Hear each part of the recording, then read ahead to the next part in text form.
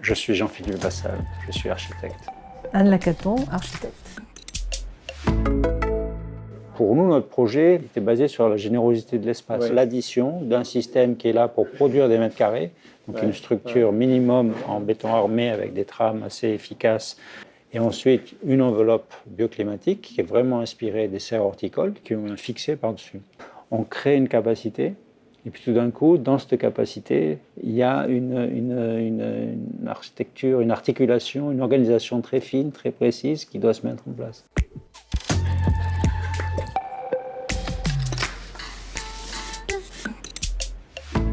Moi, j'ai fait l'école d'architecture de Bordeaux, donc aussi en même temps que Jean-Philippe, donc dans les années 75 ou comme ça, 80. J'avais rien de spécialement déclencheur pour m'amener à faire des études d'architecture, si ce n'est une intuition que ça pouvait me plaire parce que j'avais l'intuition que ça mélangeait les disciplines scientifiques, mathématiques, que je connaissais un peu mieux puisque j'avais fait plutôt le lycée dans les sections mathématiques, et puis aussi une forme de créativité que je connaissais moins, mais qui m'attirait davantage que faire par exemple une école d'ingénieur ou comme ça. Donc c'est un peu une intuition qui m'a amenée là, et puis voilà, donc je me suis inscrite à l'école, et après ça s'est déroulé, quoi. L'école a été un très bon moment, donc on a passé beaucoup de temps intéressant, joyeux, optimiste. Donc c'était après les années 68, donc on était encore dans les suites, une sorte de liberté aussi qui était donnée. Donc nous, par exemple, quand on a commencé l'école, on était un peu dans des ateliers verticaux qui étaient organisés par des étudiants plus anciens et qui regroupaient des disciplines, bon, ce qui a disparu après. Donc ça a été vraiment c'est un très bon moment et un très bon souvenir. Je me souviens plus trop les raisons à l'époque. Bon, après, on trouve des raisons peut-être rétrospectivement un peu. L'enfance passée à Casablanca et voilà cette question de la ville blanche qui est atlantique, les balcons, le mouvement moderne. Voilà. Et puis peut-être après, je me suis dit que ça avait à voir aussi avec ce qu'avaient fait mes parents. Ma mère était professeure de couture et donc la question de l'habit. Finalement, après coup, on se dit c'est important. Et mon père était ingénieur météo. Et là aussi, la question du climat, voilà, la question de l'habit et du climat. Je ne pense pas qu'au moment où j'ai commencé, où j'ai choisi de faire ça, c'était présent consciemment. Mais je me dis que peut-être que ça a joué, quoi. Voilà. Donc, Casa, le climat et l'habit. Et puis, c'est vrai, comme Anne, c'était quelque chose qui changeait, quoi, qui changeait de ce qu'on avait fait au lycée. Toute la question artistique, le dessin, l'histoire de l'art. Je trouve que c'est très intéressant, quoi, ce qu'on fait en école d'architecture, parce qu'on découvre tout un tas de champs et qui sont tous importants et qu'on commence à devoir associer, organiser, trouver quel est, dans chaque situation, quel est le plus important. Et à l'époque, l'école d'architecture de Bordeaux, c'est une école dans laquelle il y a un groupe d'enseignants un peu qui vous porte, avec des personnalités. Je ne sais pas si ce sont les enseignants, c'est plutôt l'atmosphère, l'ambiance, le sentiment qu'on pouvait tout découvrir. Comme il y avait eu mai 68 un peu avant, il y avait quand même un esprit de liberté qu'on a cherché à défendre. On a fait des grèves, on a proposé de travailler de façon différente sur des sujets qui nous intéressaient, avec des ateliers plus ou moins verticaux, c'est-à-dire où il y avait vraiment des étudiants de première, deuxième année, et avec des étudiants plus âgés. On a travaillé sur les questions de l'habitation solaire, sur l'époque d'archigramme, sur des choses comme ça. Et je crois qu'il y a quelque chose qui nous a touchés, c'était l'importance de la bibliothèque. Voilà. Alors, et de la bibliothécaire. Et de la bibliothécaire, voilà. C'est-à-dire tout d'un coup cet endroit où on allait demander à quelqu'un, est-ce que tu sais où on peut trouver ça, etc. Et là, Voilà, je me rappelle de cet endroit-là, de la bibliothèque, c'était un endroit tellement important et je pense qu'on l'a vraiment défendu ensuite dans tous les projets qu'on a fait. Non, mais c'est vrai ce que tu dis, parce que moi j'ai le souvenir que en fait les points forts, c'était bon, déjà il y avait des étudiants plus âgés qui étaient très engagés politiquement dans beaucoup de domaines, l'antinucléaire, le domaine social, bon. Et ces étudiants-là, en fait, comme on avait la possibilité étant nous arrivant à l'école ou en deuxième année, de travailler avec eux, c'était vraiment très intéressant. On apprenait beaucoup de choses. Et puis la bibliothécaire aussi, de mon souvenir, en fait, c'était vraiment la personne qui nous permettait de trouver les références, de chercher les projets beaucoup plus que les professeurs. On y allait et puis on parlait d'une chose et puis elle trouvait un livre ou elle nous montrait un projet. Donc c'était vraiment très important. À l'époque, il n'y avait pas l'Internet pour chercher soi-même, quoi. Oui, moi j'ai souvenir quand même que c'était une époque de grande liberté, quoi, qui a certainement beaucoup marqué aussi, nous, notre façon de penser, notre approche des projets et tout ça, quoi. Oui, c'est le principe de l'atelier PRS, c'était les grands élèves. C'est-à-dire il y avait quelque chose... Des gens qui vous tiraient aussi. C'était une époque assez politisée, les grandes manifestations, il y avait toujours beaucoup de sujets très, très politiques dans les écoles. Oui. Il y avait des professeurs importants, quoi, le professeur de sociologie, le professeur sur tout ce qui était artistique, les professeurs de dessin, etc. Je me rappelle, on s'était fabriqué un petit groupe entre nous, et puis avec des étudiants plus âgés et quelques professeurs. On pouvait vraiment aborder des sujets intéressants. Comme par exemple Philippe et Michel Japp, qui après ont créé Arc en Rêve. Donc c'était des anciens par rapport à nous. Et donc dès l'école, on travaillait avec ces gens-là. Ou Bertrand Genier, qui a créé après l'édition Presse-Papier. En fait, tous ces gens-là étaient des anciens dans notre école, quoi. Donc, oui, il y a quand même, on sent qu'il y a une petite génération, enfin, qui était assez, qui en plus a essaimé. Et j'avais noté, évidemment, il y a un prof quand même qui vous marque dans la formation, ou en tout cas même qui vous accompagne un peu dans le début de votre carrière, c'est Jacques Ondelat. Sauf qu'il n'était pas prof, il a été prof après. D'accord. Mais à l'époque, on était à l'école, il n'était pas professeur.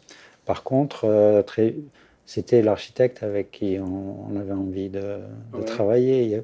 Il y avait aussi Salier qui était quelqu'un qui faisait de très belles maisons. Il y avait aussi un autre architecte aussi qui s'appelait Sadirac, qui était un peu plus ancienne école, mais quelqu'un qui était très professionnel. Mais Jacques Ondelat, Anne a commencé à travailler avec lui Moi, j'ai fait des un peu stages en avant. à l'école. Moi, quand je suis rentré d'Afrique, j'ai travaillé avec lui aussi. Et c'était passionnant. Je pense que c'était quelqu'un d'incroyable. On n'a jamais rencontré quelqu'un comme ça. On a un souvenir de lui, de cette façon d'organiser les projets, de penser aux projets, de réfléchir. Ondelat, je lisais qu'il discutait et finalement il plaçait vraiment au dernier moment le dessin. Comme une sorte d'éclosion. De patient résultat d'une construction intellectuelle qui était mûre à un moment donné. C'est comme si le dessin, s'il est imprécis, il embarque dans la mauvaise direction et qu'il a besoin d'être précis et que finalement, pour qu'il soit précis, il faut qu'il soit pensé suffisamment avant.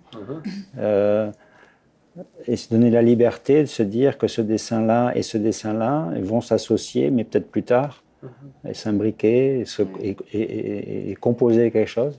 Et donc, c'est cette façon de se dire que l'architecture est un tout qui est composé de fragments, que chaque fragment est très précis, mais que la position de chaque fragment par rapport à tel autre réagit à une sorte d'organisation et de montage très, très fin, très subtil, et qui se met en place pratiquement au dernier moment, qui arrive dans son état optimum au dernier moment.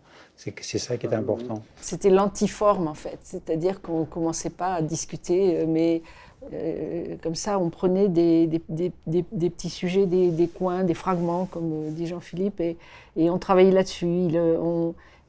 Il expliquait comment il voyait les choses. Et puis, Surtout, c'est vrai qu'il ne souhaitait pas qu'on dessine avant qu'on soit précis, parce qu'il disait un dessin imprécis te fait perdre du temps. C'est-à-dire qu'en fait, il peut t'amener dans une voie, mauvaise voie. Donc, on parlait, il parlait beaucoup, évidemment, on écoutait. Et puis, à un moment donné, quand on sentait que des choses commençaient à pouvoir se décrire précisément, si on pouvait les décrire précisément, là, on pouvait commencer à les dessiner. C'est intéressant ce passage par la parole. On a bien compris que cette question-là, qui peut être liée par exemple au cinéma ou à la littérature, comment finalement ce sont la position précise, la définition d'un certain nombre de mots précis qui vont fabriquer une phrase. On ne fait pas la phrase d'abord et les mots ensuite. On pose les mots et à la fin, ça donne une phrase. Et finalement, le projet d'architecture, c'est ça qui nous a toujours intéressés. C'est presque un miracle à la fin parce que finalement, il y a eu toute une organisation, un placement d'un certain nombre de fragments. Et à un moment donné, tout d'un coup, il s'articule de la façon optimale et ça produit le projet. Et le projet, en ce sens-là, est presque une surprise. Comme si finalement les choses c'était l'ensemble de ces fragments qui est important. Mais on l'entend régulièrement dans votre discours, cet abord de la complexité, que je renverrai peut-être à la complexité finalement par la non-décomposition de petits sujets, de petits problèmes, mais finalement par, on pourrait dire, le travail sur plusieurs petits sujets en même moment qui finalement fabrique un... C'est ça, mais c'était en même temps de mener en parallèle les échelles, quoi. C'est-à-dire, on ne commence pas par le grand, et puis après on s'occupe du petit, mais c'était tout le temps en même temps discuter par exemple d'une relation avec un site, avec un contexte, avec des références, et en même temps travailler sur des petits éléments, je ne sais pas, un amphithéâtre ou un logement ou quelque chose comme ça, comme... Je pense que c'est par l'intérieur aussi, et nous on a beaucoup appris de ça aussi, de penser l'architecture aussi par l'espace, quoi. Oui. C'était plutôt commencer par le plus petit pratiquement. Voilà, c'est-à-dire que et même c'est jamais le logement, c'était chaque fois une chambre, une salle de bain, une entrée. Et quelle relation cet espace entretient avec les autres. Alors si on ne le sait pas tout de suite, on met un point d'interrogation, on attend et on ne décide pas. Donc ça, c'était, pour un jeune architecte, c'était quelquefois assez stressant quand même, parce qu'on a envie très vite de voir de la matérialisation, mais lui, il nous freinait là-dedans, il disait non, il faut réfléchir, c'est pas ta main qui va te donner l'idée. Voilà, il faut réfléchir, et quand on a assez réfléchi, on peut commencer à poser des choses, quoi. Passons au projet de fin d'études, qui était quand même... toujours, enfin voilà, un peu un morceau pour la fin des études. Toi, c'est plutôt sur l'urbanisme. Oui, après, je dirais que les choix, c'était des fois aussi un peu en fonction du professeur qu'on choisissait. Enfin, c'était pas vraiment de l'urbanisme, parce que c'était plutôt... on était presque un peu déjà dans le travail de qu'est-ce qu'on fait avec ce qu'on a, quoi. C'était, même si à l'époque, je pense pas du tout que je pouvais l'expliquer comme ça. Mais c'était vraiment ce mélange, quoi, de travailler dans un morceau défini, avec travailler sur des logements. Je pense que c'était plutôt cette question-là, quoi, avec un professeur qui était très, très bien quand j'avais travaillé sur ce sujet, quoi. Et Jean-Philippe avait choisi un sujet plus ciblé, beaucoup. Oui, Jean-Philippe, j'avais le végétal et la ville. Oui, c'était la relation un peu avec la relation entre le logement, la nature, ce qui est sauvage et ce qui est moins sauvage. Puis aussi, c'était lié, dans le travail, très vite, je me suis intéressé aux espaces intermédiaires, une sorte de passage entre l'espace individuel et l'espace collectif. Donc, il y avait déjà un peu les questions des jardins d'hiver ou de serre, qui établissaient de jardins, de maisons et de jardins, la maison et le jardin, ou quelles sont les relations qu'on entretient au-dessus de la barrière qui sépare son voisin dans son jardin. Voilà. Et c'est un peu ce travail-là sur ces entre-deux qui m'avait intéressé. Et ça a beaucoup... C'est à partir de là qu'on a beaucoup développé sur le climat, sur les espaces intermédiaires, sur les plantes, les serres horticoles, etc. Quand on a commencé l'école, nous, c'était la grande période de l'architecture solaire, de tout ce qui nous venait des États-Unis, les murs trombes, les maisons bioclimatiques. Ouais. Donc il y avait des étudiants aussi qui faisaient des diplômes là-dessus. Donc après, on en a beaucoup moins parlé par la suite, mais à cette époque, c'était assez présent en fait. Et c'était au niveau de l'espace de la maison et du jardin, au niveau de la maison, de l'appartement et du jardin d'hiver. Et c'était aussi lié au jardin botanique ou aux serres botaniques à cette époque-là du XVIIe, XVIIIe. On a eu toutes les...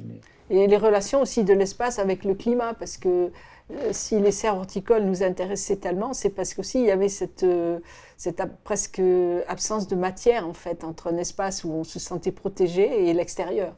Donc c'était quelque chose qui nous intéressait déjà, même si peut-être on ne pouvait pas l'expliquer aussi clairement qu'on pourrait le faire maintenant.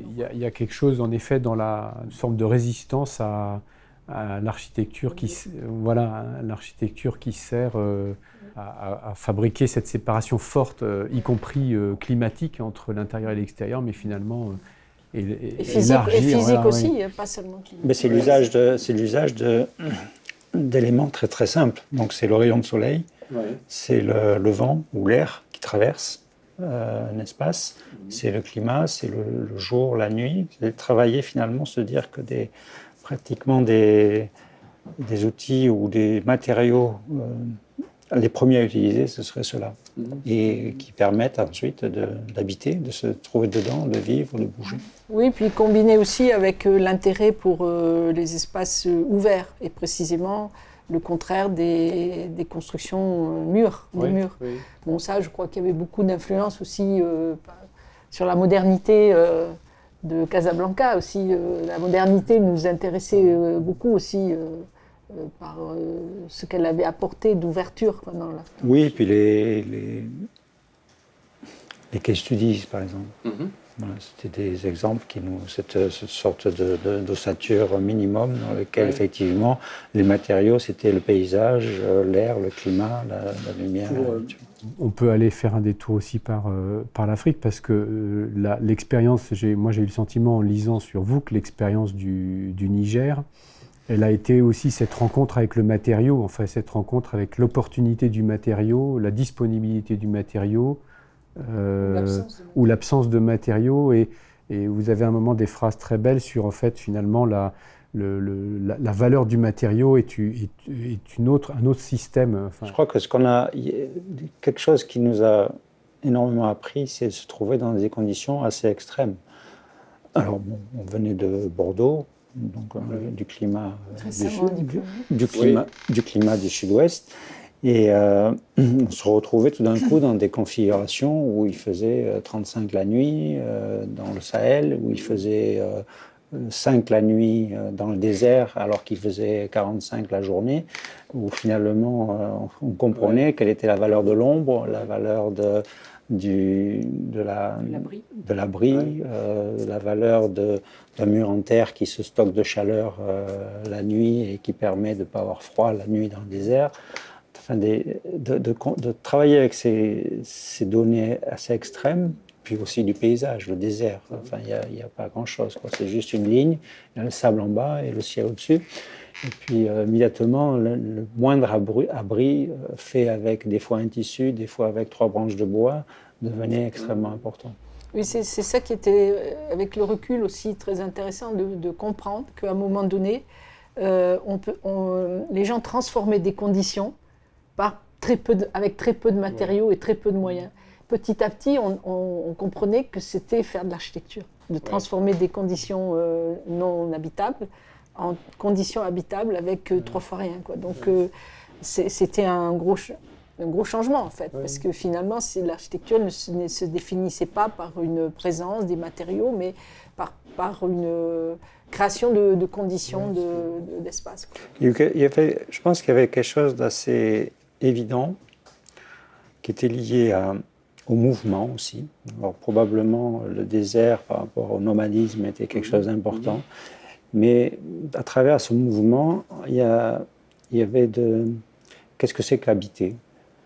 Habiter, c'est être dedans, passer dehors, passer du dedans au dehors, aller du dedans à un arbre qui va donner de la fraîcheur ou de l'ombre, à telle heure de la journée, et puis à un autre arbre à une autre heure de la journée, et puis de revenir sous une tente ou sous une paillote, et de comprendre que l'habitat, c'était tout cet environnement. Ce n'était pas seulement la paillote ou la tente, c'était cet objet avec l'espace qui entoure. Et ça, c'était très, très important. Mais quand on est revenu en France, on a retrouvé ça dans une ferme, par exemple, dans les Landes. On voit bien qu'il y a la maison, et il y a la clairière, et puis il y a l'arbre dans la clairière, et la forêt autour de la clairière, et que tout ça, c'est l'habitat. Il y a aussi quelque chose, c'est cette élection du lieu aussi. Parce que vous dites, il n'y a rien, et puis à un moment, il y a un marché, et d'un seul coup, il y a habitat, et puis après l'habitat se... Et là, il y a sur l'élection du lieu. Oui, parce que les lieux ne sont pas choisis par hasard. Oui. Pourquoi, à un moment donné, il y a 5000 personnes qui convergent le mercredi matin au bord de la rivière Niger et qui, tout d'un coup, fabriquent pendant une journée un marché et qui disparaît le lendemain. Ou même la position des villages, quand on a l'impression que c'est posé comme ça, non, parce que tout est désertique, mais en réalité, quand on comprend, quand on analyse bien, c'est une position soit un peu plus protégée du vent, ou parce qu'il y a une route pas loin. Donc c'est vrai ça nous a beaucoup amené aussi sur le terrain de l'observation. Ouais. Voilà, une observation, mais intensive, détaillée. Oui, profonde. Oui, un arpentage, ce que vous disiez à la conférence de Chaillot, là, une forme d'arpentage très, très précis. C'est aussi que finalement, dans ces conditions difficiles, il y a à la fois le plaisir d'habiter ou la générosité d'un certain nombre de situations apparaît d'autant mieux que c'est fait avec presque rien. Voilà. Que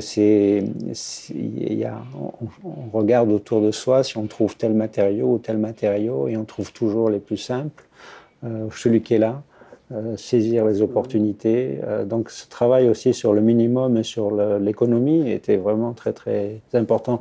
Et du coup, dès qu'on est rentré en France, en Europe, on s'est posé la question de ici, comment on pourrait travailler de la même façon. C'est peut-être pas. Les situations deviennent importantes. C'est-à-dire que finalement, c'est pas forcément la situation devient un matériau. C'est-à-dire que quand il y a un immeuble qui a des toutes petites fenêtres et des mauvaises conditions d'habitabilité à l'intérieur, peut-être qu'il faut juste ouvrir ces fenêtres, continuer à grandir, et puis travailler avec les situations existantes. Donc ça nous a paru quelque chose, une sorte de capacité, de potentialité, d'opportunité par rapport à ce qu'on trouvait en Europe, qui faisait le lien avec ce qu'on avait expérimenté en Afrique.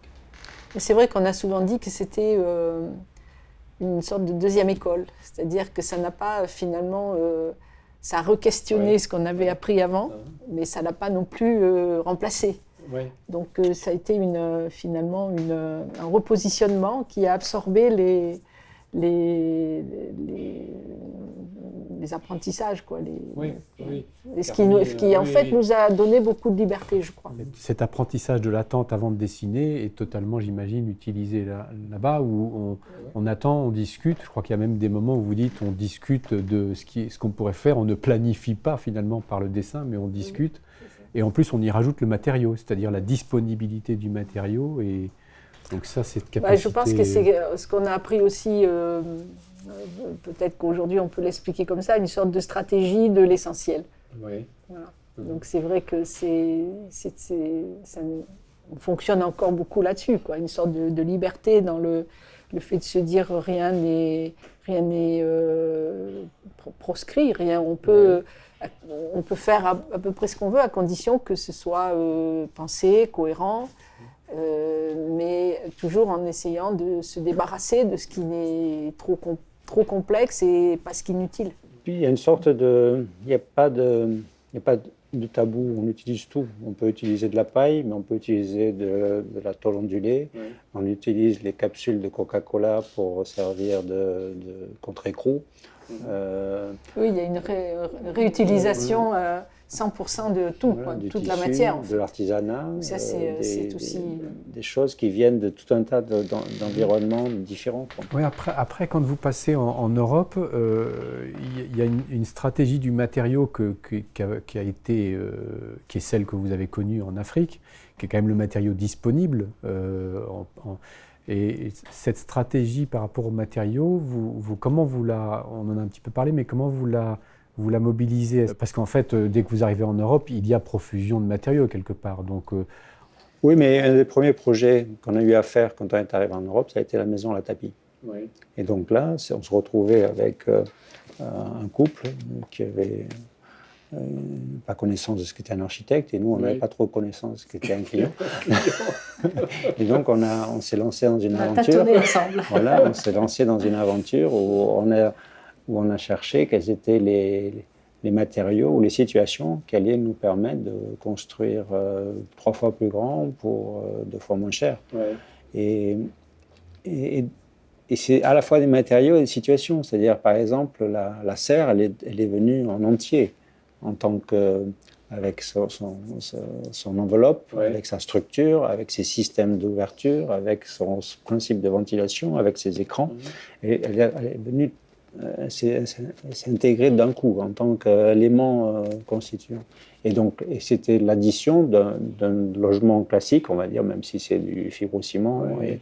avec une serre. Et tout d'un coup, le résultat crée une situation particulière qui est efficace en termes de coût, d'économie et de plaisir d'habiter. Et vous dites à un moment, elle vous échappe aussi, l'usage de cette serre. Oui. Oui, mais en même temps, c'est bien.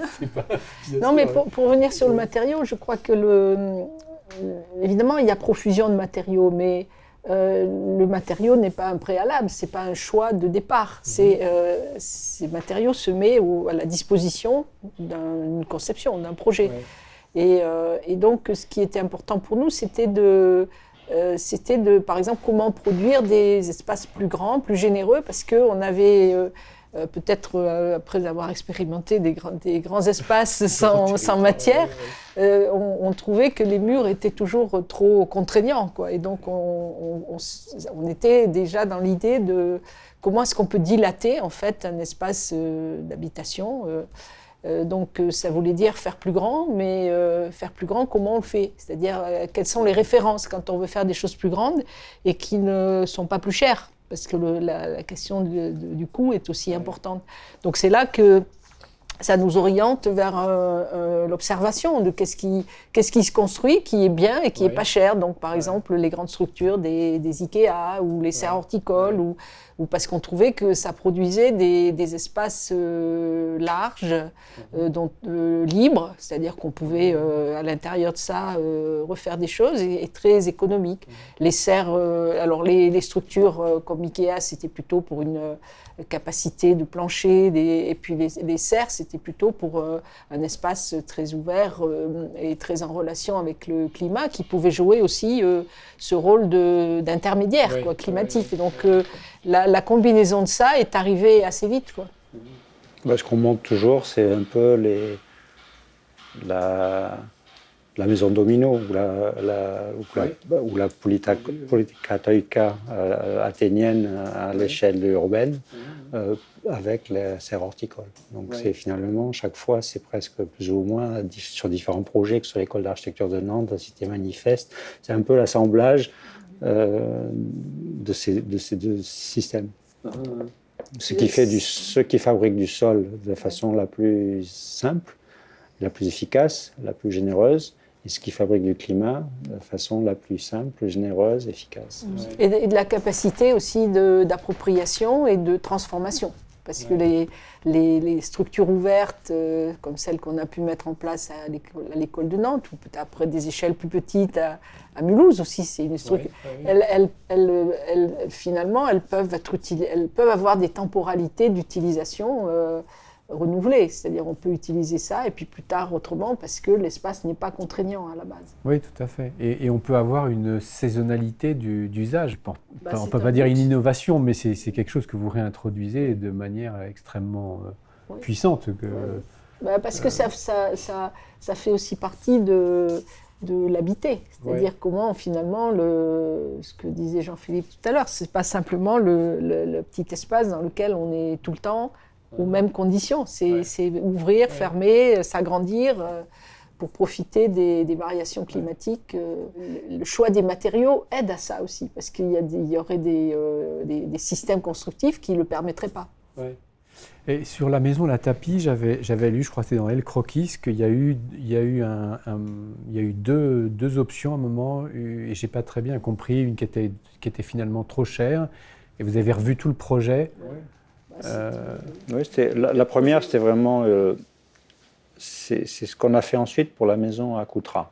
Voilà. Ouais. Mais la première maison La Tapie, c'était vraiment habiter une serre. Donc, il y avait une serre qui était préalable, et puis à l'intérieur de la serre, il y avait des boîtes en bois. Voilà. Ouais. C'est exactement ce qu'on a fait à Coutras ensuite. Et finalement, on s'est aperçu que c'était... conceptuellement, c'était satisfaisant, mais économiquement, on était, je crois, 5 000 €. Oui, c'est un coût de 5 000 euros. Trop cher, quoi. Et que finalement, le budget, c'était quelque chose de très, très important pour nos clients. Donc, il fallait recomprendre cette forme d'échec, qui, à mon avis, n'est pas un échec, puisque d'ailleurs, on l'a réutilisé. La première maison, elle est très proche de la maison à Coutras et très proche de la Cité Manifeste. C'est vraiment... voilà. Du coup, on a cherché quels étaient les points sur cette première maison qui étaient finalement encore un peu générateur de coûts. Voilà. Donc, il y avait notamment le fait qu'il y avait deux fondations. Il y avait la fondation de la serre et la fondation des boîtes à l'intérieur de la serre. Donc, dans la maison La Tapie, on a cherché de rendre... Tout optimiser, au maximum. Ouais. Et on retrouve ça à l'école d'architecture de Nantes aussi, avec ce système de méga planchers, ou de méta-planchers, on pourrait dire, dans lequel après on reconstruit des urbanités où, et du coup, je le disais pareil, on économise les fondations, c'est-à-dire il y a une méga structure fondée et le reste... Chercher des grandes trames. Mais l'économie de matériaux, c'est quelque chose auquel on est très attaché, en fait. Alors, qu'on a évidemment on a dû aller vers ça pour la maison La Tapie, pour arriver à ne pas abandonner en fait le projet qu'on avait fait en termes de dimension, jardin d'hiver et tout ça. Et finalement, on a travaillé sur l'optimisation du matériau. Et c'est quelque chose qui est quand même extrêmement important parce que si on optimise le matériau, on peut faire plus d'espace. Matériaux et des systèmes aussi, parce que ça veut dire que c'est utiliser des systèmes naturels. Donc le soleil ou l'air ou le vent, et privilégier ces systèmes-là à des systèmes plus technologiques, des machines, des moteurs. Pour la partie du confort, oui. Mais je pense que la maison La Tapie, elle a peut-être aussi, c'est parce qu'elle a aussi modifié la perception de ce qu'était une maison. Et puis après, il y a eu les artistes l'art contemporain, qui se sont saisis de cette maison comme une sorte de maison iconique. D'accord. Donc il y avait Dan Graham, il y a eu à l'époque, étaient des invités de l'école des Hirschhorn, etc., qui ont trouvé cette maison assez intéressante, donc qui nous ont probablement ouvert la voie sur des projets comme le Palais de Tokyo. Oui, c'est ça, parce que ça a été publié dans des livres d'art. D'accord. Et la maison avait fait partie aussi d'une exposition quand Beaubourg était fermé, je crois, entre Beaubourg et le Guggenheim, qui avait eu lieu à New York. Et la maison La Tapie était la 4e de couverture du catalogue. Et c'était un poster, donc qui était affiché partout dans les rues de New York. Et La Tapie était super fière. Et nous aussi. La première maison qui ne s'est pas faite de la maison La Tapie, elle s'est faite dans la maison suivante pour la maison à Coutras. Ça s'est multiplié avec 14 logements pour la Cité Manifeste de la même façon. Mais la maison La Tapie, elle a aussi amené à l'école d'architecture de Nantes. C'est-à-dire que ce n'est pas forcément une maison qui conduit à une maison ou à du logement. Une maison, elle peut aussi conduire à une école. On n'est pas sur le programme, on est bien sur ce qu'on pourrait appeler l'architectonique, c'est-à-dire à un moment l'architecture au sens le plus simple du terme, hors programme, hors usage, hors fonction aussi. Et en dehors d'une échelle. Voilà, en dehors d'une échelle, oui. C'est l'école de Nantes, vous dites, c'est la maison La Tapie XXL. C'est ça. Oui, dans ce rapport en fait entre l'espace du programme et l'espace en plus, parce que la maison La Tapie, on a pratiquement doublé en fait entre l'espace intérieur qui correspondrait à la maison qu'ils auraient pu construire normalement ou autrement, et la totalité de l'espace qu'ils ont à disposition. Et donc, ça a été vraiment un grand intérêt de voir que finalement, cette relation entre ces deux espaces, l'un qui n'a pas de fonction et l'autre qui a une fonction assez définie, ça a augmenté considérablement l'habité, la capacité d'appropriation. Donc, on s'est dit que ça devait aussi marcher pour autre chose que l'habitation. C'est-à-dire que si des étudiants ont un studio très classique avec des tables et des chaises et qu'à côté de ça, ils ont l'équivalent d'un studio vide dans lequel ils peuvent faire ce qu'ils veulent, la relation des deux, elle ne fait qu'augmenter la capacité d'usage. C'est ce qui pose finalement la question d'aujourd'hui, qu'il y a une sorte de prévalence des espaces fonctionnels et une économie qui est directement calée sur la réalisation de ces espaces fonctionnels. Donc pour nous, essayer d'échapper à l'économie, ça nous permet d'échapper aussi à cette question de l'exigence trop forte ou trop cadrée du fonctionnel et de le libérer par d'autres espaces qui vont finalement permettre d'autres usages et d'autres libertés. Et ça, c'est intéressant, y compris quand on pose la question au La Tapie, combien de temps vous utilisez votre serre? Ils nous disent c'est l'espace qu'on utilise le plus. C'est-à-dire que finalement, l'espace qui n'est pas chauffé artificiellement par du chauffage, juste comme ça, ou qui n'est pas isolé au sens classique du terme, il est plus utilisé que l'autre espace. Voilà. Mais surtout parce qu'il est utilisé dans une sorte d'usage complémentaire des espaces. Et voilà, on bouge et on va chercher. C'est beaucoup plus libre, c'est sans doute l'espace qui change sans arrêt. Et ils disent une chose aussi magnifique, ils disent la maison ne nous a jamais contraints. C'est après 30 ans, quoi. Et c'est ce qui se passe exactement à l'école d'architecture de Nantes, quand finalement, dans l'ancienne école de Nantes, il y avait 3 associations d'étudiants, et aujourd'hui, dans la nouvelle école de Nantes, qui produit cet espace en plus, il y a 17 associations d'étudiants. Voilà. C'est-à-dire que ils revendiquent tous des propositions. L'espace a créé des fonctions nouvelles, des usages nouveaux. Mais en même temps, ce n'est pas des usages cadrés, limités, toujours les mêmes, ils changent en permanence. C'est que l'espace libre, disponible, il oblige à la négociation.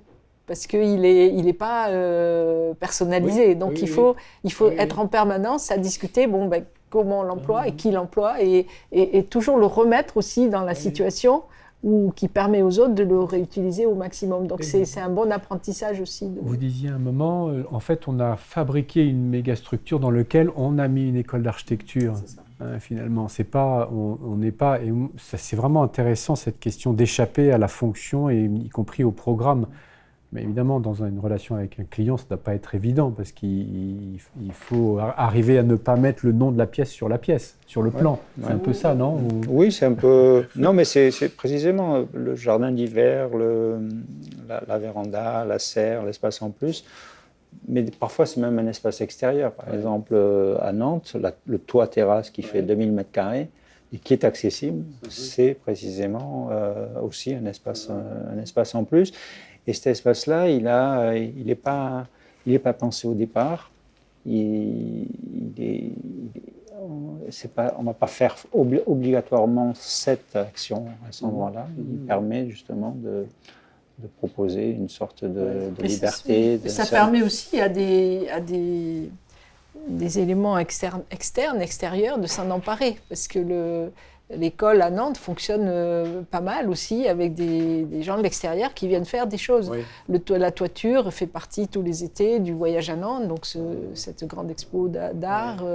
Il y a des émissions de radio, il y a des choses. L'amphithéâtre est quelquefois utilisé par la ville pour faire des réunions. Enfin, ça permet aussi d'inviter, quoi. Donc c'est là où. Mais à l'école de Nantes, l'école était intéressée aussi pour aller dans ce sens, quoi. Donc c'est pour ça qu'on a trouvé aussi un terrain.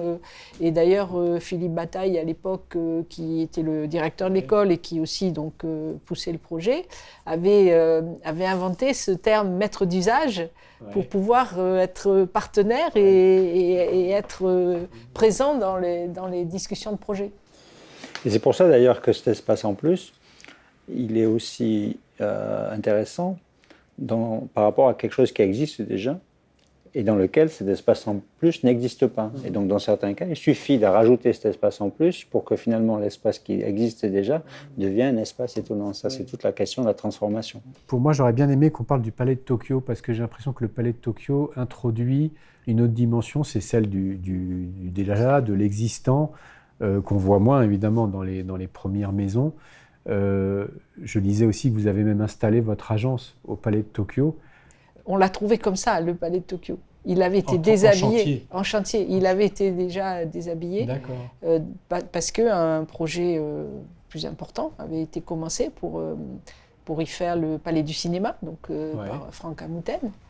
Et que ce projet a été abandonné après une année de chantier. Donc, disons, les murs, tout ça avait déjà disparu. Il restait quelques plafonds encore qui étaient tout à fait au dernier étage, qui n'avaient pas été enlevés, parce que le chantier n'était pas allé jusque-là.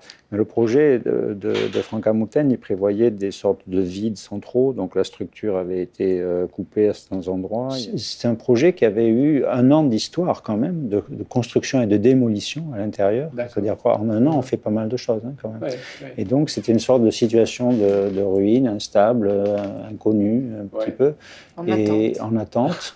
En attente, il y a eu 2 ans d'attente quand même, parce que nous, on avait retrouvé il y avait eu le dernier compte rendu de chantier après 150 ou je sais non, plus, 50 ou 60 semaines, disait le ministère de la Culture a décidé d'arrêter définitivement le chantier, etc. C'est un chantier qui s'est arrêté du jour au lendemain, puisque tout avait été conservé, les échafaudages. Qu'est-ce qu'on fait? Est-ce qu'on garde, on enlève l'échafaudage? Non, vous le laissez, parce que si vous l'enlevez, ça tombe, etc., etc. Et donc, après, il y a eu 2 ans d'interruption, et puis tout d'un coup, ce projet de dire, oui, on a 3 millions d'euros à peu près, et il faut faire installer un centre pour la jeune création contemporaine. Donc c'était une situation un peu extrême, un peu comme celle qu'on avait rencontrée en Afrique. Et très vite, on s'est dit, on ne peut pas rester à Bordeaux, parce qu'on ne connaît rien, il n'y a pas de plan, il n'y avait pas de traces de la situation. Qu'est-ce qui est fait, qu'est-ce qui a été défait, qu'est-ce qui a été reconstruit, qu'est-ce qui a été démoli. Si on n'est pas sur place, immédiatement, on ne pourra jamais le faire. Il fallait faire le projet en site, sur site, c'est-à-dire regarder, noter, corriger des plans. Il n'y avait pas de... On ne pouvait pas suivre une façon courante de faire les choses. On a réussi à convaincre tout le monde...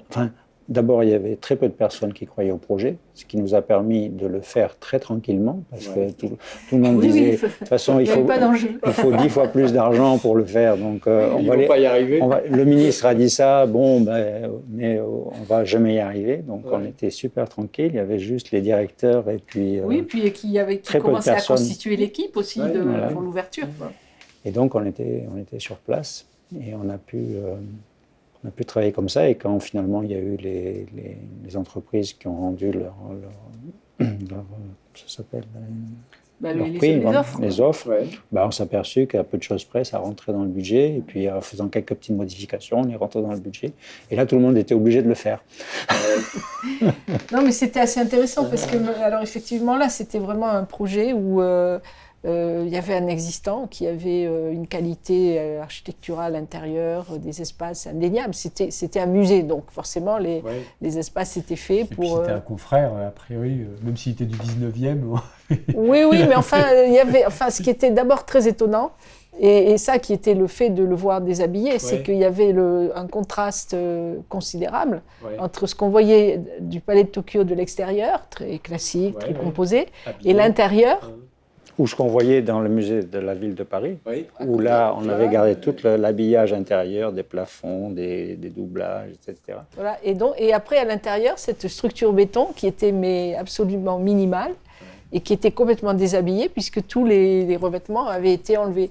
Et donc, ce projet, en fait, était d'une grande modernité, parce qu'à l'intérieur, donc, il y avait une grande efficacité sur la structure, et après, le reste, c'était de l'habillage, mais pas un habillage musée, c'est-à-dire, en fait, de reconstituer des salles avec des plafonds. Donc, tout ça avait disparu, donc on voyait un volume qui était assez exceptionnel. Donc, nous, on a très vite pensé qu'il n'y avait pas besoin de changer cette architecture, simplement de réparer jusqu'au moment où ça pouvait à nouveau réouvrir les portes et avoir des expos. Donc c'est ce travail-là qu'on a fait, mais ça a quand même obligé à sortir des façons traditionnelles de faire des dossiers. Et le premier dossier, donc, parce que ça répondait au contrat, on nous avait demandé de faire des plans, des coupes, mais c'était illisible parce qu'il y avait une micro-intervention ici, il y en avait une autre là, il y avait un poteau à réparer ici, un autre.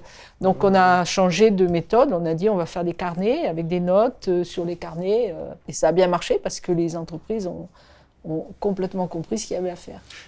Mais ça a permis aussi de retrouver pour nous cette situation qui est une sorte de situation, qu'est-ce qui est essentiel. Et de voir que parfois dans le projet d'architecture, c'est comme si on allait trop loin. On vient rajouter des couches parce que dans les années 30, c'est comme ça qu'on organise un musée d'art contemporain et donc il y a des faux plafonds, il y a des éteints. Alors qu'en réalité, au-delà de ça, il y a eu toute une machine à faire rentrer la lumière dans un bâtiment dont si on enlève cette couche intérieure, finalement on s'aperçoit de la force de cette c'est ce qu'on avait bénéficié au Palais de Tokyo. C'est très très important de voir, de retrouver l'essentiel des choses. Je pense que si ça a bien marché au Palais de Tokyo, c'est que finalement les artistes ou les visiteurs se sont retrouvés dans cette une sorte de liberté, quoi. Voilà. Et ça, c'est aussi une curiosité ou des impressions qu'on a ressenties. Parfois, on va dans une ville, dans un vieux parking en Afrique, etc. Et on est dans le noir, et puis on voit la lumière au loin, et puis c'est très brut. Et c'est aussi ces qualités de l'espace qui nous ont toujours portés. Et de plus en plus, on s'aperçoit de la force de ces qualités d'espace, c'est-à-dire passer de la pénombre à la lumière, de passer des couloirs étroits ou d'escaliers, et d'ouvrir à un moment donné sur d'autres espaces, etc., de travailler sur les hauteurs, sur les dimensions. Ce sentiment d'être très à l'intérieur ou un peu moins à l'intérieur ou complètement au bord de cet intérieur et presque à basculer dans l'extérieur. Tout ça, c'est quand même des situations qui sont vraiment étonnantes. Et que ce soit pour un très gros bâtiment ou que ce soit pour un petit appartement, elles marchent, elles sont très très importantes. Il y a quelque chose aussi qui était assez nouveau et assez important aussi, qui a beaucoup joué dans le projet, c'est que en fait la demande était d'un projet temporaire, d'une installation. C'était pas une demande, c'était pas un projet de rénovation. C'était une demande d'installation pour une durée de 5 ans, 6 ans, du centre de création, de la jeune création contemporaine. Donc ça change beaucoup aussi les approches, aussi la question du temporaire par rapport à... ça change pas beaucoup, ça change pas les règles de construction, mais disons que ça change beaucoup par rapport à l'approche qu'on peut proposer. Et c'est pour ça, sans doute, que ce qu'on a proposé était passé à l'époque. Mais c'est intéressant parce que là, après 5 ans, ils ont reconduit un nouveau 5 ans. Et puis après les 10 ans, ils se sont dit, on va continuer. Donc là, il y a eu un nouveau budget pour continuer un travail de réparation. Donc là, pour la deuxième phase, on a réparé toutes les toitures et on a fini d'ouvrir à l'usage tous les mètres carrés qu'on n'avait pas ouverts à la première phase. Quelques années après, on était consultés pour le musée de Londres. Donc ils avaient trouvé un endroit assez incroyable qui était près de Smithfield Market, qui était une sorte de bâtiment marché victorien, une très très belle structure métallique. Et en fait, ce marché victorien il était situé sous un énorme souterrain, sous un énorme espace souterrain qui était traversé par la ligne de train qui allait à la gare Waterloo Station, peut-être quelque chose comme ça, très fréquenté. Donc ce souterrain, c'était des grandes voûtes en briques, etc. Il n'y avait presque rien à faire, quoi. C'est-à-dire qu'à la limite, c'est un projet qui aurait dû être encore plus économique que le palais de Tokyo. 3 millions, 4 millions, 10 millions, peut-être 15 millions. Il y avait 120 millions de livres. Mais c'était 20 fois trop. Bon, mais c'est quand même, on est dans ce monde-là, dans cette situation-là, où à un moment donné, il faut dépenser de l'argent, il faut trouver les sponsors qui vont donner cet argent, alors que probablement, on aurait pu trouver quelque chose d'absolument magique, incroyable, dans cette confrontation de ces espaces juste traités au minimum. Il y avait des conditions climatiques déjà dans le souterrain qui étaient presque naturellement bonnes. Donc c'est ça qui nous intéresse, quoi. Se faire avec, c'est là où on retrouve ce qu'on a appris en Afrique. Se faire avec une situation. Après, ça vous demande quand même, parce que pour Tokyo, par exemple, j'ai cru comprendre que vous avez dû démontrer, par exemple, l'importance des poteaux, qui ne pouvaient pas être calculés, enfin ça ne pouvait pas être un abac pour tous les poteaux, mais ça veut dire donc beaucoup d'engagement.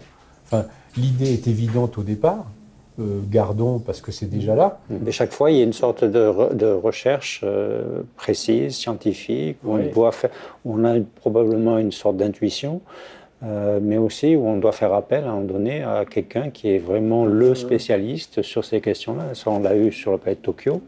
On a développé une stratégie qu'on appelle feu naturel, c'est-à-dire qui crée des simulations de ce qui est combustible dans un bâtiment et qui risquerait de le faire bouger, et qui est une approche à la fois plus précise que le système conventionnel, qui est de dire un bâtiment il doit tenir 1h30. Mais qu'est-ce qui peut brûler pendant 1h30 dans le palais de Tokyo ?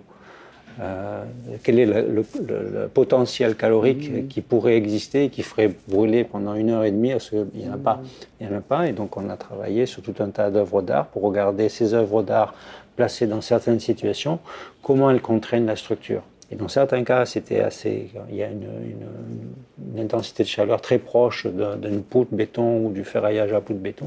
Il se passe quelque chose. Mais ça dure très peu de temps. Et ça dure très peu de temps. Et on peut l'évaluer. Et en fonction de ça, cette méthode qui n'avait jamais été utilisée pour un bâtiment public, et uniquement pour des parcs de stationnement où il y a des voitures dans des structures métalliques, on a pu l'appliquer au palais de Tokyo. Et ça a permis d'éviter un flocage affreux qui aurait été sur toutes les poutres, sur toutes les structures.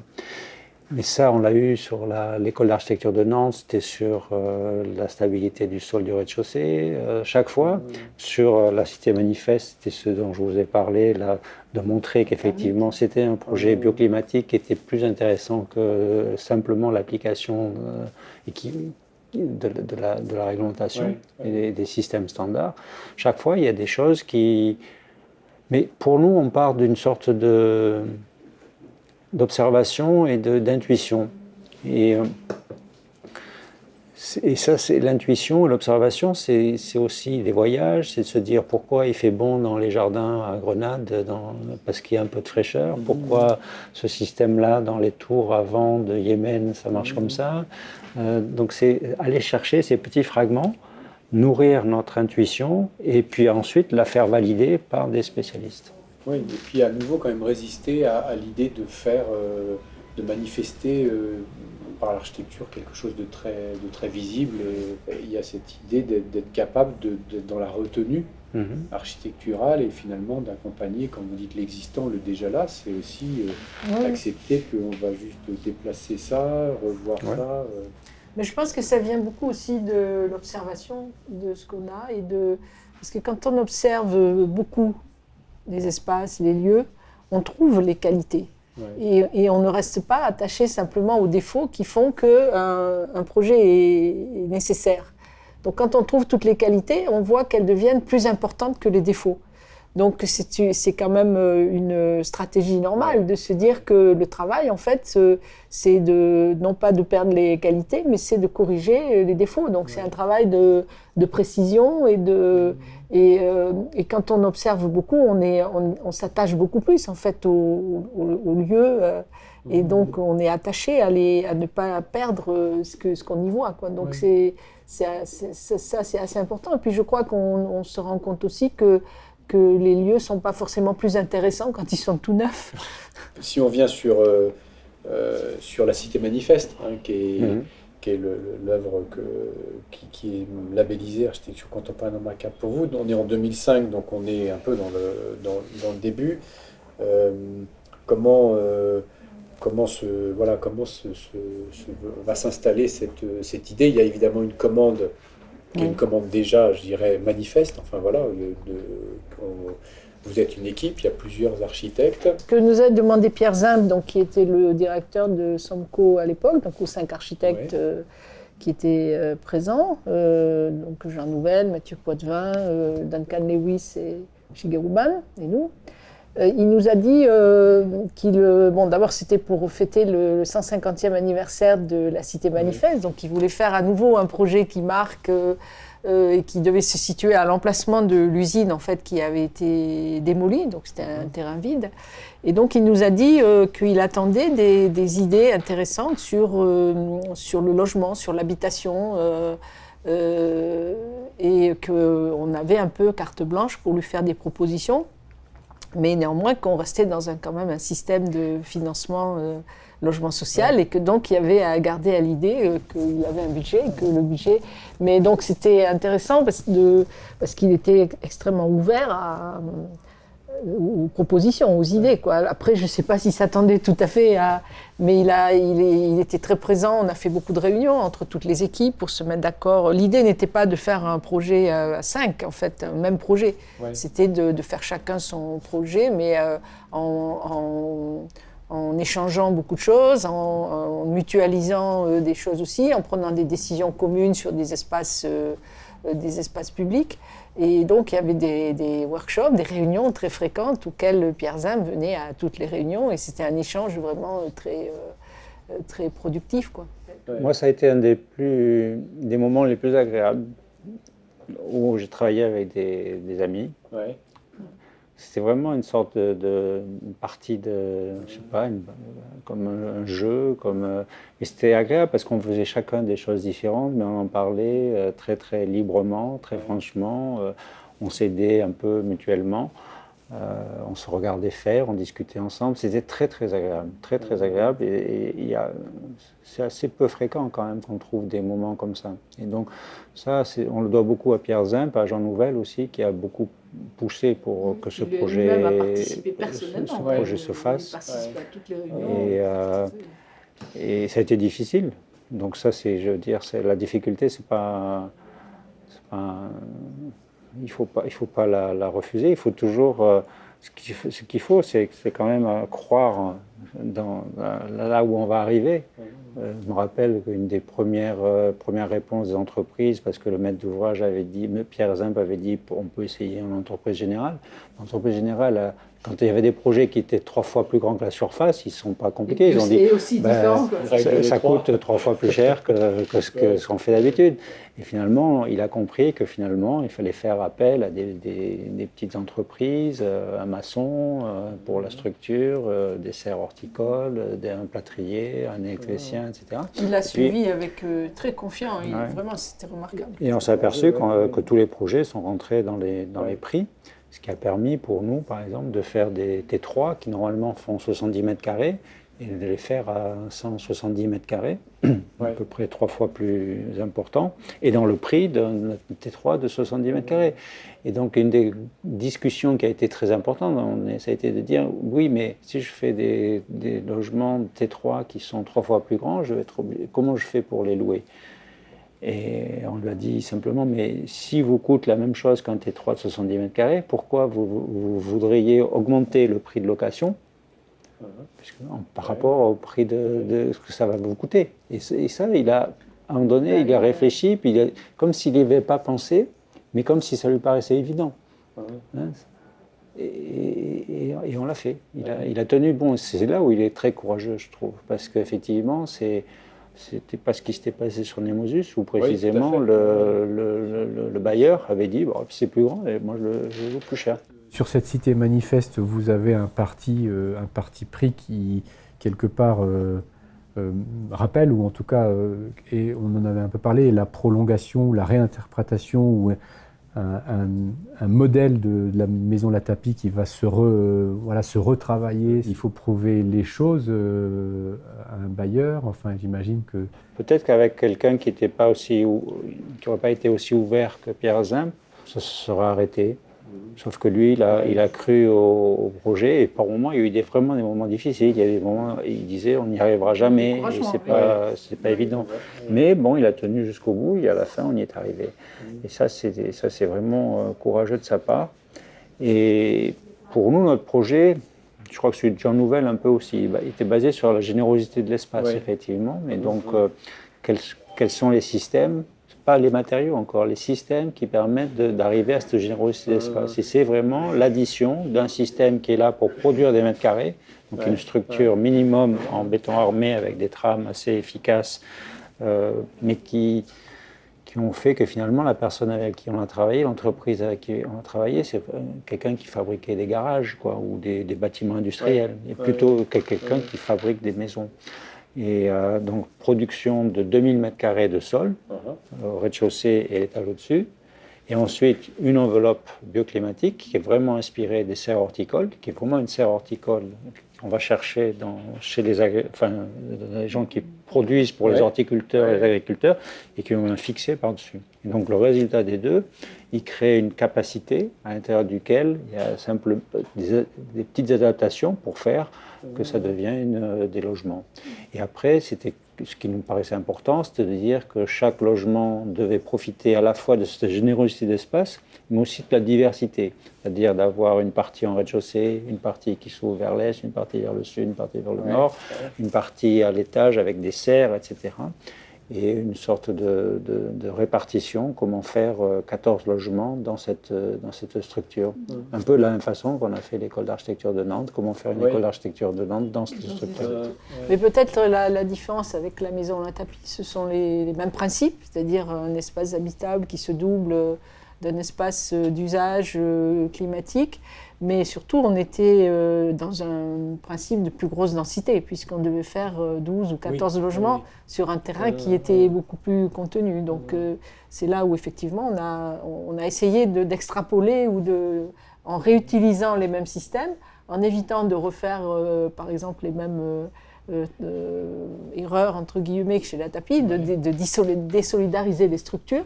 Donc c'est pour ça qu'on a fait cette espèce de table sur laquelle on pouvait mettre donc de manière à pouvoir bénéficier pour chaque logement des deux conditions, c'est-à-dire la condition un peu du loft en bas et la condition de la serre au-dessus.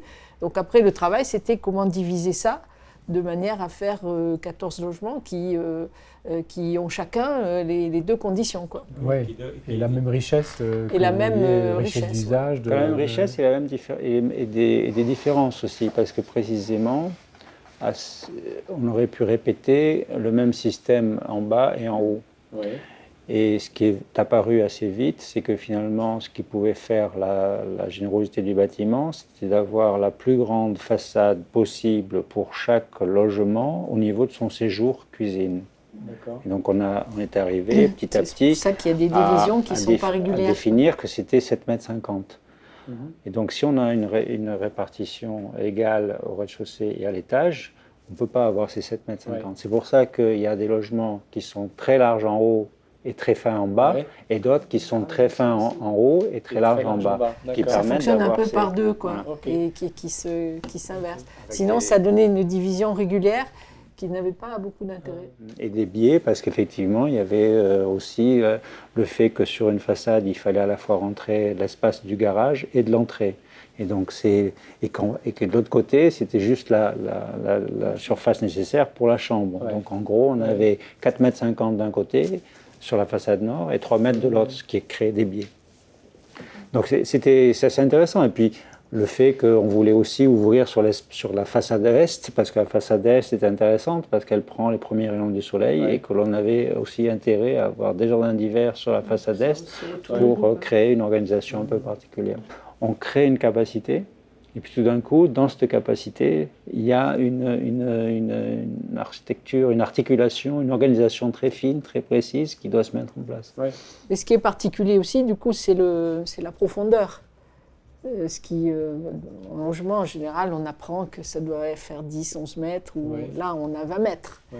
Donc ça veut dire que l'intérêt aussi, c'est qu'on a des espaces extrêmement éclairés sur les bordures, et au milieu, on a des espaces un peu plus sombres, mais qui sont plutôt une qualité supplémentaire. C'est-à-dire, parce que quelquefois, on peut dire, oui, mais on ajoute de la surface, mais c'est de la surface qui est moins éclairée. Mais elle est quand même...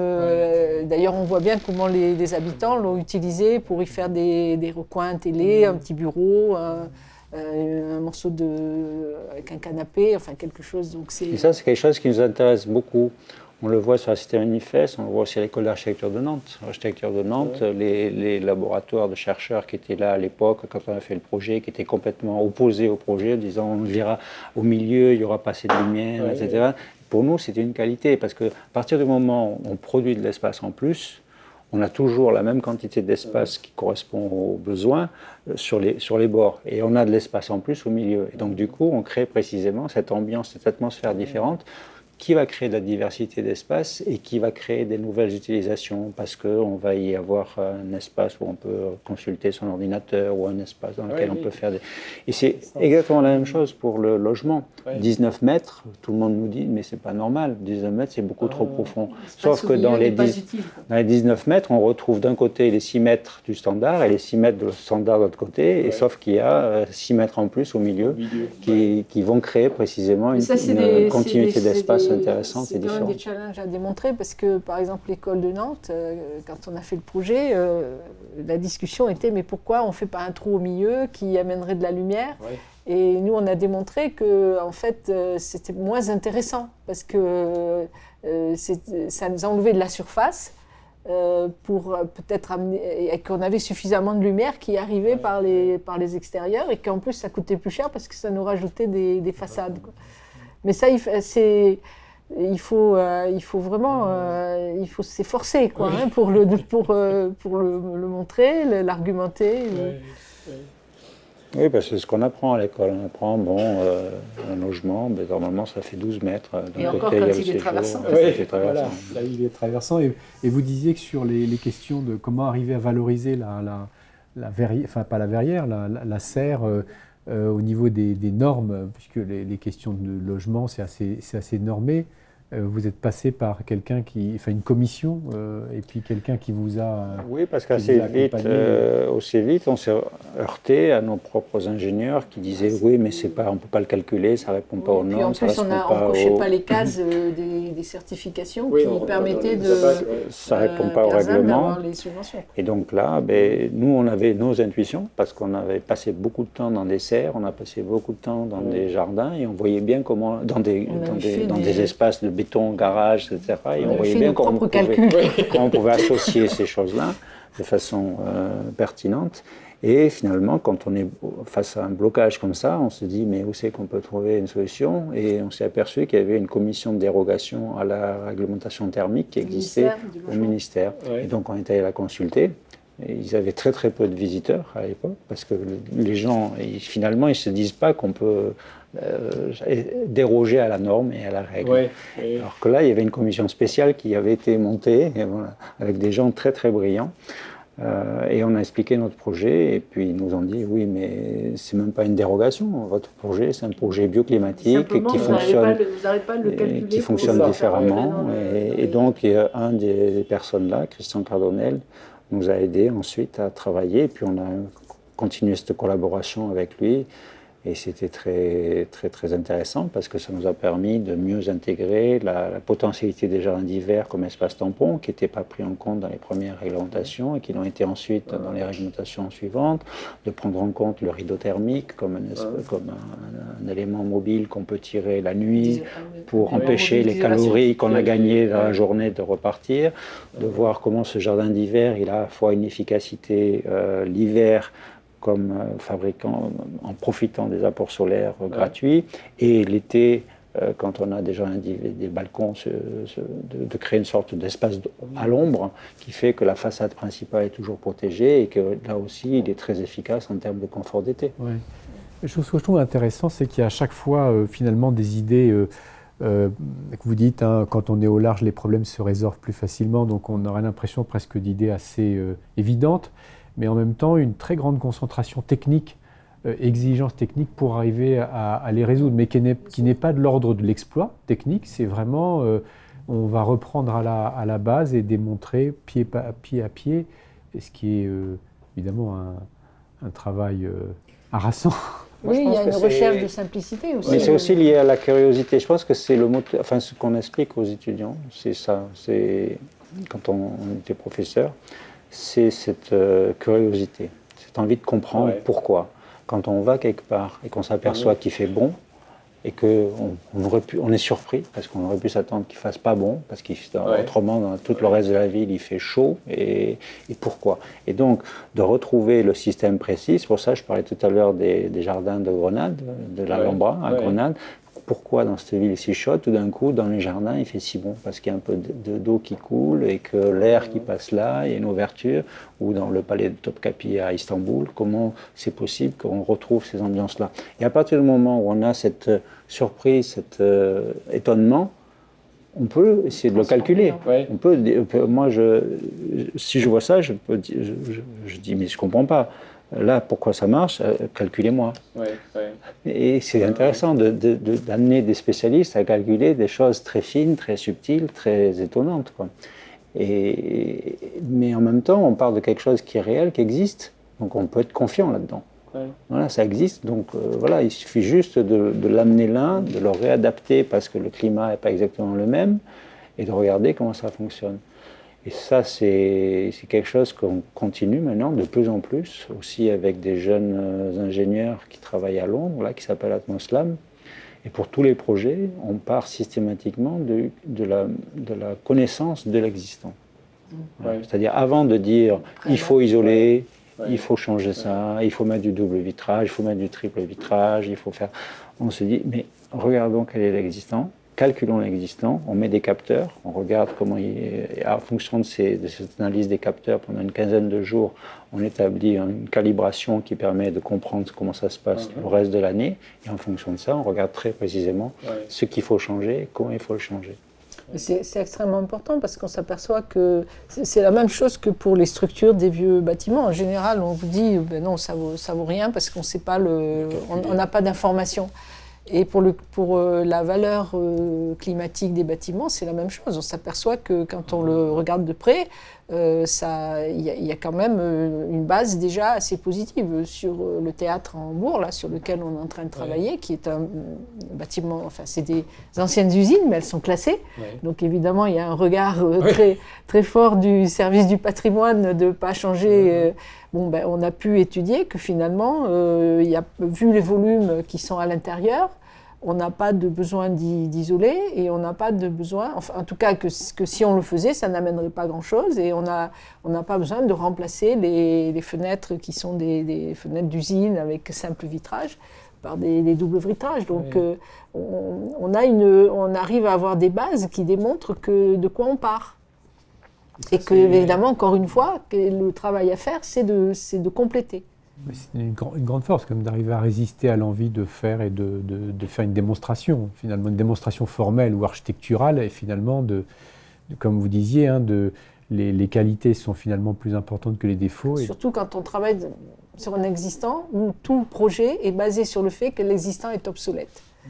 Et c'est ça qu'il faut d'abord poser. Quelle est la valeur de ce qu'on a. Et c'est très souvent le cas, pour plein de raisons. Hein. C'est pas isolé et on consomme trop, mais pourquoi on consomme trop ? Il y a de l'amiante. Où c'est qu'il y a de l'amiante ? Des fois, quand on demande à la personne qui nous dit il y a de l'amiante, il faut démolir, on lui demande où c'est qu'il y a de l'amiante, il ne sait pas, on cherche où il y a de l'amiante et c'est un panneau qu'il suffit d'enlever et puis il n'y a plus d'amiante. C'est pour ça c'est important de toujours ne pas accepter en fait les programmes ou les questions sans comprendre pourquoi cette question est posée, quoi. Sinon on part un peu à l'aveugle. On revient un peu sur Jacques Ondelat, hein, on résiste. Oui, il y a une forme de résistance, mais c'était bon à Dunkerque pour le FRAC. C'est pareil, on nous dit de remplir un bâtiment dont pour nous la qualité principale c'est le vide qui est intérieur. Et donc si on construit dans le vide, on perd le vide. Donc c'est des choses simples en même temps. Et donc de se dire que plutôt que de construire dedans, on construit à côté et du coup on garde le vide et le plein qu'on a construit à côté il coûte moins cher que de remplir le vide. Une question qui me... Sur votre architecture, c'est la notion de gémellité, ou en tout cas de dualité, de double, que je vois apparaître souvent. On dit construire double, c'est-à-dire que d'une manière générale, à tout espace de programme, dont on sait qu'il est souvent le résultat d'un compromis et d'une négociation en restriction, on veut ajouter l'équivalent libre. Mais ça prend pratiquement une architectonique qui le symbolise. Hein. On parle de Dunkerque. C'est à Dunkerque ou à l'école d'architecture de Nantes, c'est plus imbriqué, mais le double est à l'intérieur du tout. La maison à tapis, les jardins d'hiver dans les transformations, la serre à la cité manifeste. Parfois c'est un double d'espace, parfois c'est un double de volume, parfois c'est un double de possibilités, en fait, avant tout. Quoi. Et pour nous, je pense que c'est important aussi parce que ça revient un peu à cet espace intermédiaire ou à cet espace de relation. On est de plus en plus, on a le sentiment qu'on est contraint dans les projets qu'on a à faire à produire des objets sur des parcelles. Et en créant cette relation même si on reste sur la parcelle de cet objet avec autre chose, ça incite à aller encore plus loin, à sortir de la parcelle et à fabriquer de l'urbanisme. C'est-à-dire qu'en ce sens-là, on essaie de faire que chaque projet architectural devienne un peu un projet urbain. Par rapport à la relation qu'il va créer avec un extérieur. Oui, c'est ce qu'on expliquait toujours. Qu'est-ce que c'est que l'habitat ? C'est pas la maison, c'est la maison et son contexte. Et le surdimensionnement, en fait, qu'on essaie toujours d'opérer sur les projets, il vient toujours en fait d'un sentiment de restriction en fait que les programmes suggèrent, parce qu'on a toujours l'impression que tout est serré, ramassé. Et dans tous les projets, en fait, l'usage après nous a toujours montré que cet espace-là, en plus, était toujours bien utilisé, était toujours une source de... on nous dit quelquefois, oui, mais les gens ne savent pas comment utiliser trop d'espace. Mais c'est totalement faux, quoi. Les gens n'ont pas besoin de qui que ce soit pour leur expliquer comment utiliser un espace, quoi. Il y a naturellement un déploiement, quoi, de son activité. Et puis, avec des différences, en fait, dans les espaces, ça crée aussi des relations intéressantes entre les gens, parce qu'on n'est pas compressé, on peut s'isoler, se rapprocher. Donc tout ça finalement, tous les projets nous ont montré beaucoup de surprises très positives. Très belles. C'est manifeste d'ailleurs à la Cité Manifeste, enfin les relations entre les habitants. Enfin, je ne sais pas si vous avez eu l'occasion de on y va les assez voir souvent, ou de faire des réunions. Ce que nous avait demandé Pierre Zimp aussi, après il a dit bon, ok, j'accepte beaucoup de choses. Par exemple, nous, on l'avait fait accepter quand même qu'on faisait des grands logements, mais qu'il n'y aurait pas de cloison. À part les toilettes, tout ça, quoi. Bon, il avait dit d'accord, mais il faudra quand même voir si les gens s'y adaptent, et puis si jamais ils ne s'y adaptent pas, il faudra leur faire des cloisons. On avait dit d'accord, on joue le jeu, et il nous avait demandé à toutes les équipes, là, pendant 2 ans, de revenir régulièrement pour voir un peu le ressenti des gens et être prêt à recaler des choses, quoi. Mais il n'y a rien eu de recalé. Au contraire, vous disiez qu'ils vous demandaient de venir les voir dans leur oui, pour vous voir ce qu'ils invitaient, faisaient, voilà, à nous faire la inviter, tournée, quoi, voilà. à la tournée Ils des nous logements. invitaient et puis ils étaient vachement contents de nous montrer que ce qu'ils avaient fait et tout ça. Et il n'y a pas eu de... Personne n'a demandé de recloisonner, quoi.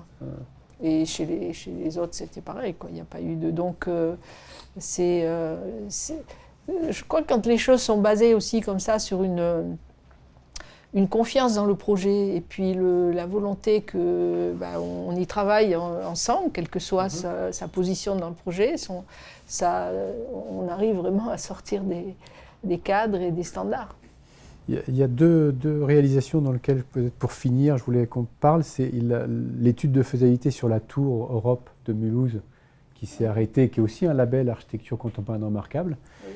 Et puis, un peu un unicum dans votre œuvre, qui est ce café Una à Vienne, avec l'usage de la céramique. Alors, je crois que le café, c'est tout ce qu'on vient de dire sur la valeur d'un existant et quelle est la chose à trouver qui va transformer la situation. Donc, c'est un énorme ensemble de musées, le Museumsquartier. Donc, là, c'était le café pour l'Architekturzentrum.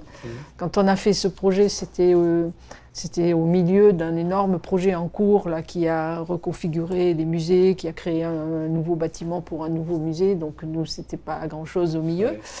Et le directeur de l'Architekturzentrum, donc, qui avait connu notre travail à travers la maison La Tapie, nous avait demandé de travailler sur ce café, ce qui était un peu paradoxal, parce qu'un café à Vienne, c'est quand même très spécial. Oui. Et que nous, pendant longtemps, on se demandait, mais qu'est-ce qu'on va faire ? On ne sait pas faire, donc le temps nous a donné le temps du musée nous a donné du temps pour le projet, et puis finalement on s'est dit qu'il n'y avait pas grand-chose d'autre à faire que peut-être simplement d'amener un ciel d'ailleurs dans ces écuries, quoi. C'était des anciennes écuries, quoi. Donc voilà, c'est tout. Je pense que rigide, assez militaire. C'est la même chose qu'ailleurs. Bon, c'est aussi lié à l'histoire, à l'influence ottomane, à Vienne, etc. Et donc ça nous paraissait intéressant d'échapper un peu à l'architecture un peu militaire de l'endroit et de libérer le ciel.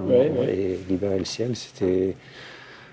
On a pensé assez vite à la relation avec Istanbul, puis on a trouvé ensuite une artiste turque qui nous a aidé à faire le dessin, et puis après on a trouvé l'entreprise là-bas, puis on l'a mis. Et c'est un peu comme les rosiers à Bordeaux, par exemple. À Bordeaux, il y a un bâtiment universitaire et il y a en fait sur chaque balcon, sur 5 étages, il y a un rosier tous les 7 mètres. Il y en a 750, je crois, en tout, qui ont poussé, qui sont grimpants, qui sont assez beaux. C'est-à-dire qu'il y a des moments où il faut un peu enchanter les projets. Quand c'est pas suffisant avec pas Tokyo, il n'y a pas besoin de l'enchanter. Ou la maison Cap Ferré avec les pins, c'était pareil, il n'y a pas besoin de... C'est vrai que ce café, en fait, on n'avait pas grand-chose à faire puisque les murs étaient là, les façades étaient faites dans le cadre du musée. Donc il y avait juste une cuisine à faire, une petite cuisine de café. Voilà, donc c'est vrai qu'on a cherché, en fait, quelle était l'intervention légère. Juste, légère et juste, oui. Et puis cette tour de l'Europe. Je me rappelle du concours, puisqu'on n'a fait que le concours. On gardait presque tout. Tout ce qui était important, on le gardait. C'est-à-dire c'était un projet complexe, avec une sorte de rampe en hélice qui utilisait à la fois je me rappelle, il y avait des sortes d'éléments au niveau des sols qui étaient graphiques. C'est la place, avec les écussons. Les écussons qui étaient très beaux, qu'on gardait, etc. Puis on venait recréer une sorte on ne voulait pas construire dessus. D'espace commercial qui servait aussi plus ou moins d'abri pour l'arrêt du tramway qui passait là.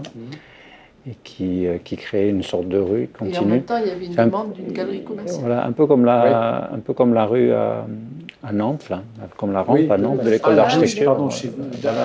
L'école d'architecture, Ça, ces rampes, ces plans inclinés, c'est aussi quelque chose qui est souvent intéressant pour passer d'un étage à l'autre, mais de façon très souple, très lente. Oui, c'est un projet qu'on avait pris beaucoup d'intérêt à faire, très intéressant.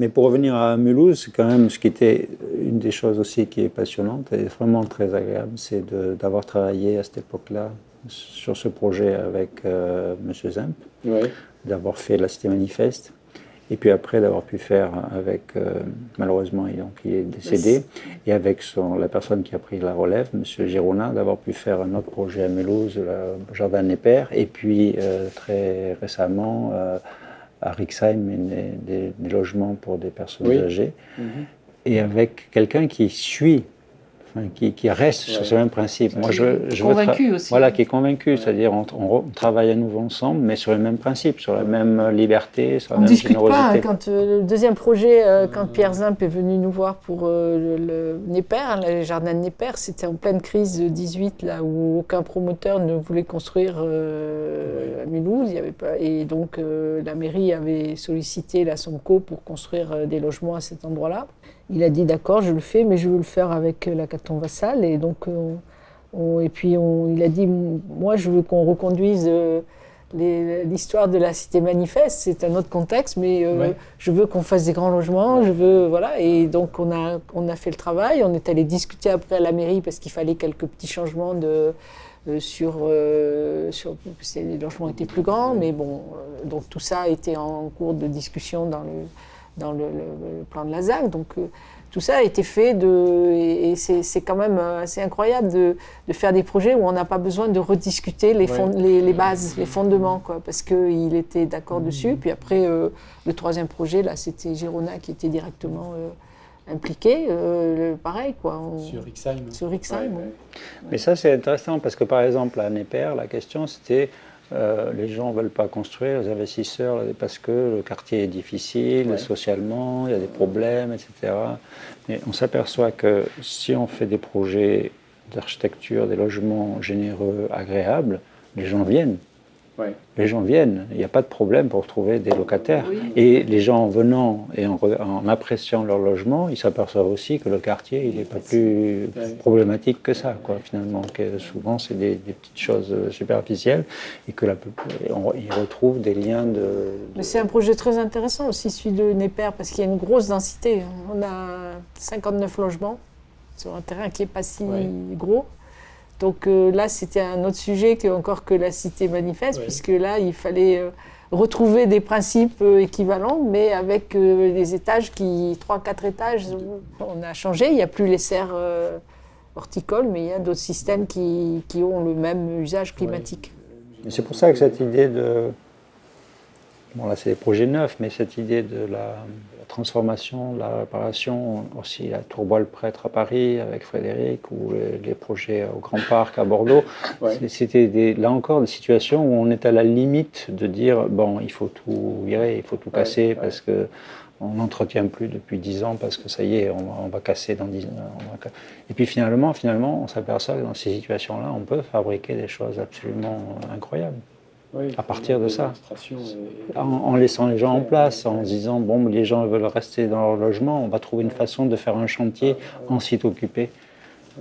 Et donc, ce qu'il faut, c'est du courage quand même. Donc ça, c'est des choses remarquables qu'a eu Pierre Zemp à Mulhouse ou M. Blanc à Bordeaux quand il était directeur d'Aquitanis.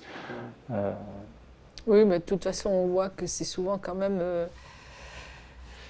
Les projets particuliers, c'est quand il y a des gens qui s'impliquent personnellement, quoi. C'est ça qui fait la différence, quoi. Maintenant, il y a aussi la question de la mémoire de votre œuvre, de votre passage. Quel rapport à l'œuvre que vous avez bâtie qui va aussi peut-être subir la même suite ou d'autres interventions qui viseront à retarder l'obsolescence à nouveau de ces architectures. À l'école de Nantes, on fait souvent des réinterventions à l'intérieur pour modifier, ajouter une salle, modifier un truc. Bon. Et puis d'autres le font aussi, puisqu'il y a quand même aussi des interventions intérieures qui se font au sein de nous par des professeurs, des travaux. Bon. Je ne sais pas, je pense que ce n'est pas une question qui, pour le moment, qui nous... Après, le pire, ce serait la démolition, parce qu'on est tellement opposé à la démolition que ce serait quand même pire ce serait le pire de finir comme ça, quand même. Enfin, c'est vrai que quand on dit tout est patrimoine, c'est-à-dire qu'il nous semble qu'il y a une sorte de précisément maintenant aussi, où on se pose des questions de développement durable, etc., d'économie d'énergie, etc., voilà, de considérer toutes ces choses-là. Aujourd'hui, quand on transforme des logements, ou quand on casse des logements pour faire des logements neufs qui sont très performants énergétiquement, 50 ans de ce que l'autre bâtiment qu'on n'aurait pas changé va consommer quand même. Donc tout ça, c'est vraiment à prendre avec précaution, avec précision, avec délicatesse. On parle beaucoup de recyclage en ce moment, mais nous, il nous semble que le reusage, c'est préalable au recyclage, voilà, parce que l'espace, il est quand même plus important que les matériaux qui constituent l'espace. Donc c'est des choses qui nous paraissent importantes, et l'économie aussi derrière ça, c'est-à-dire aujourd'hui comment travailler sur l'économie, ça permet aussi de dire on peut se donner un peu plus d'ambition. La cité manifeste par rapport à ça, elle le montre bien, c'est-à-dire que globalement on a travaillé sur l'économie, et grâce à cette économie on a pu faire des logements qui sont bien plus larges, plus généreux que des logements standards. Le patrimoine aujourd'hui, c'est quand même quelque chose d'extrêmement sélectif. C'est-à-dire qu'il y a des gens qui sont habilités à dire ce qui est patrimoine ou pas. Et bon, après, tant mieux, il y a des choses qui sont conservées, il y a des gens qui sont capables de dire tel. Mais on voit que ça marche un peu moins bien quand même pour les choses, disons, qui ont un siècle, ou le siècle dernier et le début. Et nous, on trouve que c'est intéressant pas forcément de remplacer, mais d'ajouter, de faire avec ce qu'on a. C'est une richesse et vraiment une nouvelle ouverture dans la conception qui donne beaucoup de liberté, qui est très positive, qui permet de transformer aussi beaucoup de notions. Les questions de typologie, ça n'existe plus quand on transforme un existant. Donc ça permet d'être beaucoup plus ouvert et de renouveler aussi beaucoup des idées peut-être un peu formatées qu'on peut avoir sur l'espace. Et puis ce qu'on oublie beaucoup aussi, c'est que dans le patrimoine, il y a les gens aussi. Les gens qui habitent dans des lieux, c'est un ensemble, quoi. Donc il faut leur demander d'abord si ils sont quand même attachés. Et donc tout ça, enfin, c'est intéressant de travailler avec tout ça plutôt que le terrain vide. Oui, c'est faire attention, c'est entretenir, réparer, continuer, ajouter. Vous parlez de douceur aussi, il y a un moment on entend parler de douceur. C'est vrai qu'on peut se poser la question sur l'architecture ou l'urbanisme de la violence. Pour ça que sur ces questions de démolition, ça nous heurte énormément. Et on voit bien que c'est des fois des barres que tout le monde considère de façon très négative, ou parfois des ensembles de construction qui sont faits par des grands architectes. Ça peut être Candilis, ça peut être Gaillousté, ça peut être Ayot, etc. Et que c'est quand même... Il y a un manque de sensibilité, il y a un manque de générosité, il y a un manque de gentillesse, quoi. On doit être capable quand même de faire autre chose, quoi. Que ça soit vis-à-vis surtout vis-à-vis des gens, et par rapport à leur intérieur, par rapport à leur environnement, par rapport à leur voisinage, par rapport aux amitiés qu'ils ont eues, par rapport à leur intérieur, parce que leur intérieur, ils l'ont décoré, ils y ont passé du temps, et que c'est ce qu'on voit de l'extérieur, ça ne représente pas réellement cette richesse qu'on peut trouver à l'intérieur, et que précisément se reposer la question de comment l'extérieur peut être une continuité de l'intérieur et devenir très beau et très généreux. Et du coup, un nouveau visage, et avoir un nouveau visage. Donc, ça, c'est des choses qui nous paraissent importantes, essayer de faire moins de poussière, moins de bruit, si c'est possible. La vieille dame qui ne veut pas changer de logement, mais de voir comment on peut transformer son logement tout en faisant en sorte qu'elle puisse rester là chaque nuit.